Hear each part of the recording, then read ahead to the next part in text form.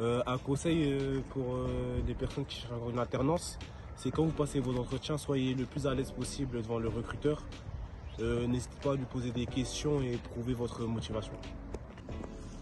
Alors, s'il y a des conseils qu'on pourrait donner à ceux qui sont en recherche de stage ou alternance, je dirais notamment avoir de la persévérance et de la patience, puisque c'est un travail de trouver un travail et aussi d'adapter son CV à sa personnalité. Comme exemple personnel, j'ai été pris aussi parce que sur mon CV j'ai mis que je courais et que je dans cette banque. Les aspects personnels peuvent être ressortis et aussi le conseil que je donnerais de pouvoir travailler sur la personne et différentes qualités et compétences, et pas attendre des cours ou autres, mais aussi se former de soi-même pour être la meilleure version de soi-même. Alors pour une personne qui est passée un entretien, le meilleur conseil c'est d'être soi, de se préparer en avance, être en accord avec l'offre et connaître l'entreprise. Je ne pouvez pas se lancer dans un entretien pour connaître l'entreprise ni l'offre à laquelle on répond. Et comme je l'ai dit au début, d'être soi, puisque ce qui est important c'est aussi l'humain derrière toutes les autres qualités qu'on peut avoir. Alors pour moi, les sites les plus performants sur lesquels on peut faire confiance pour la recherche des stages, alternance ou autres, je pourrais citer en premier lieu LinkedIn, j'y passe beaucoup de temps notamment.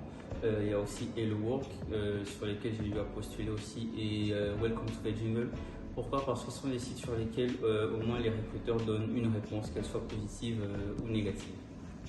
Donc pour bien les conseils pour trouver une alternance, pour trouver un stage, ça serait oui, de bouche à oreille, s'inscrire sur des applis, s'inscrire sur des LinkedIn, Indeed, bien rédiger son CV, une lettre de motivation agréable à lire, même si de nos jours la lettre de motivation n'est plus aussi importante, mais ça fait toujours mieux d'en déposer une avec le CV.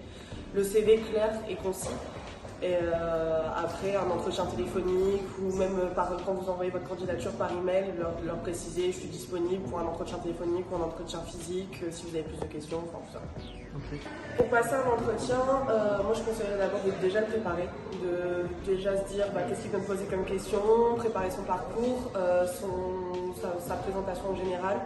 Une bonne élocution, pas trop bégayer, après ça arrive, le stress ou quoi que ce soit c'est normal, mais surtout imaginez quelles questions il peut poser, par exemple nos qualités, nos défauts, pourquoi ce métier, pourquoi cette entreprise, enfin des questions que le recruteur serait intéressé et pour lesquelles il faut répondre dans le bon sens. Donc les sites internet les plus performants pour moi pour trouver une alternance, ça serait LinkedIn et Indeed, surtout moi j'ai tout trouvé sur Indeed. Après aussi le bouche à oreille, si vous avez des contacts aussi, c'est un peu plus intéressant. Mais vraiment, moi, toutes les offres que j'ai trouvées, la plupart, c'était sur Indeed. Du coup, pour l'entretien, essayez de connaître à fond l'entreprise où vous postulez et essayez d'être le plus naturel possible. Il ne faut pas que ce soit récité sur Internet. Alors, les meilleurs conseils que je pourrais donner, c'est d'abord essayer de se renseigner auprès de son entourage propre, donc les amis et la famille, savoir s'ils ont des connaissances dans différents types d'entreprises qui peuvent recruter, en parler autour de soi, parce que je pense que c'est l'un des vecteurs les plus propices à trouver une alternance, et puis également faire des recherches sur internet, ne pas hésiter à aller au matin, au soir, il y a pas mal d'offres qui sont actualisées, et puis s'abonner aux newsletters, aux alertes aux différents sites qui proposent des offres d'emploi. Alors tout d'abord de bien préparer l'entretien, notamment avec des questions sur les qualités, les défauts, pourquoi est-ce que vous voulez devenir contrôleur de gestion.